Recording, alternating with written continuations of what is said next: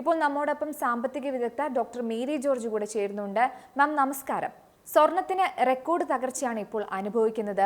2025 നവംബറിന് ശേഷമുള്ള ഏറ്റവും താഴ്ന്ന നിരക്കിൽ പൊന്നുവില എത്തിയിരിക്കുകയാണ്. എന്താണ് ഇപ്പോൾ സ്വർണ്ണ വിപണിയിൽ സംഭവിച്ചുകൊണ്ടിരിക്കുന്നത്? അതായത് പശ്ചിമേഷ്യയിലെ സംഘർഷം എങ്ങനെയായാലും അതായത് നീണ്ടുപോകുകയാണെങ്കിൽ തന്നെയും അധികം നീളില്ല.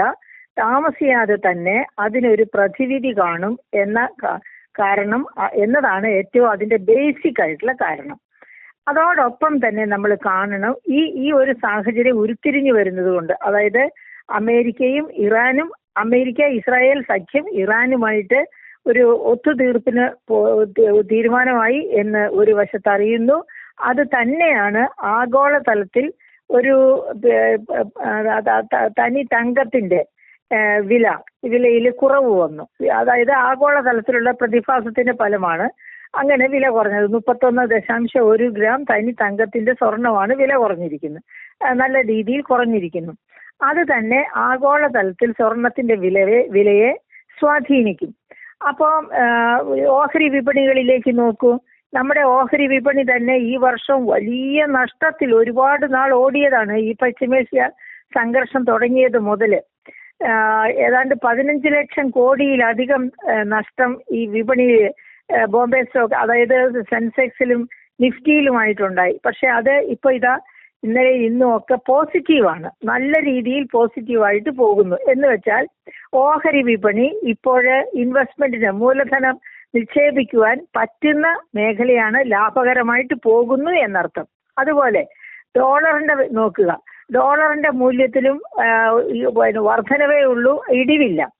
ഇന്ത്യ ഡോളർ എക്സ്ചേഞ്ച് റേഷ്യോയിലാണെങ്കിൽ ഇടിവാണ് വന്നിട്ടുള്ളത്. പക്ഷെ ഇപ്പൊ തൽക്കാലം ആ ഇടിവ്, അതായത് ഏറ്റവും മാക്സിമം ഇടിവിലെത്തി. ഇപ്പൊ ഏകദേശം റിസർവ് ബാങ്ക് ഓഫ് ഇന്ത്യയുടെ ഇടപെടലും ഒക്കെ കാരണം കൊണ്ട് ഏകദേശമായിട്ട് സ്റ്റേബിൾ ആയിട്ട് വരുന്നു. അതിനോടൊപ്പം തന്നെ ചേർത്ത് വായിക്കേണ്ട വളരെ പ്രധാനപ്പെട്ട ഒരു കാര്യം, ഇന്ത്യയും US-ഉം തമ്മിലുള്ള വ്യാപാര കരാർ ഒപ്പിടാൻ പോവുകയാണ്. അങ്ങനെ അത് ഒപ്പിടാൻ ഒരു പക്ഷേ ഇനിയും മാസങ്ങൾ പിടിച്ചേക്കും. പക്ഷേ പോസിറ്റീവായ രീതിയിൽ സംഭാഷണം തുടരുകയാണ്, വ്യാപാര സംഭാഷണം തുടരുകയാണ്.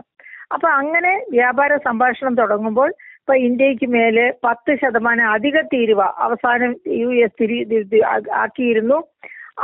അതിലൊക്കെ അനിശ്ചിതത്വം നിലനിൽക്കുകയാണ്. അതിലൊക്കെ മാറ്റിമറിച്ചിലുകൾ ഉണ്ടായേക്കാം. എന്തായാലും US-നും ഇന്ത്യക്കും ഒരുപോലെ ഗുണകരമായ രീതിയിലുള്ള ഒരു വ്യാപാര കരാറിലേക്ക് നാം നീങ്ങിക്കൊണ്ടിരിക്കുകയാണ്.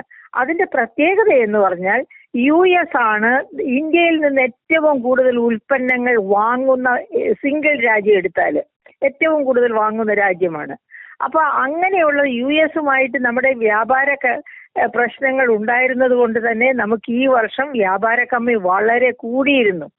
അങ്ങനെ വ്യാപാര കമ്മി വളരെ കൂടിയിരുന്നു. അതിന്റെ ഫലമായിട്ട് ഒരു മാസം മുൻപ്, ഏകദേശം ഒരു മാസം മുൻപ് നമ്മുടെ കേന്ദ്ര ധനമന്ത്രി പറഞ്ഞ 3 Fന്റെ അവസ്ഥ, ഒന്ന് ഈ യുദ്ധം കൊണ്ടും ഒക്കെ സംഭവിച്ചതാണ്.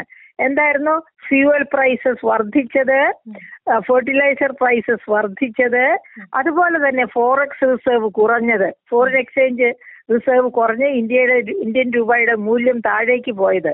ഈ 3 Fൽ തങ്ങിയാണ് ഇന്ത്യ വലിയ ഒരു പ്രതിസന്ധിയിലാണ് എന്ന് ഒരു മാസം മുൻപ് നമ്മുടെ ധനമന്ത്രി നിർമ്മല സീതാരാമൻ പറഞ്ഞത്. അപ്പൊ ഇതിൽ നിന്നൊക്കെ പതുക്കെ നാം കരകയറിക്കൊണ്ടിരിക്കുന്നു എന്ന അവസ്ഥയാണ്. അതിനേക്കാൾ ഉപരി സ്വർണത്തിൽ നിക്ഷേപിക്കാൻ വളരെ പ്രധാനപ്പെട്ട മാർഗങ്ങൾ ലോകത്തിന്, ബിസിനസ് കമ്മ്യൂണിറ്റിക്ക്, ധനകാര്യ സ്ഥാപനങ്ങൾക്ക് തുറന്നു കിട്ടിയിരിക്കുന്നു. അതാണ് ഒരു വശത്ത് ഓഹരി വിപണിയുണ്ട്, മറുവശത്ത് US ഡോളറുണ്ട്, US ബോണ്ടുണ്ട്, അങ്ങനെ പലതുമുണ്ട്. അപ്പോ സ്വർണത്തിൽ തന്നെ നിക്ഷേപിച്ചിട്ട് കാര്യമില്ല.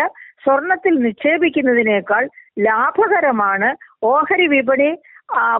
പിന്നെ കാളകളുടെ പിടിയിലാണെങ്കിൽ ഇപ്പൊ ഓഹരി വിപണി കാളകളുടെ പിടിയിലേക്ക് പോവുക, കരടിയുടെ പിടിയിലായിരുന്നു ഈ കഴിഞ്ഞ ഏതാനും മാസങ്ങളായിട്ട്.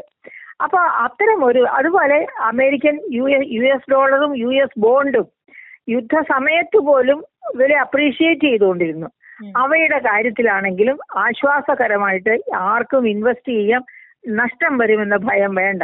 അപ്പൊ അത്തരം ഒരവസ്ഥ അതാണ് ഇപ്പോ സ്വർണത്തിന്റെ വില താഴേക്ക് വരാനുള്ള കാരണം.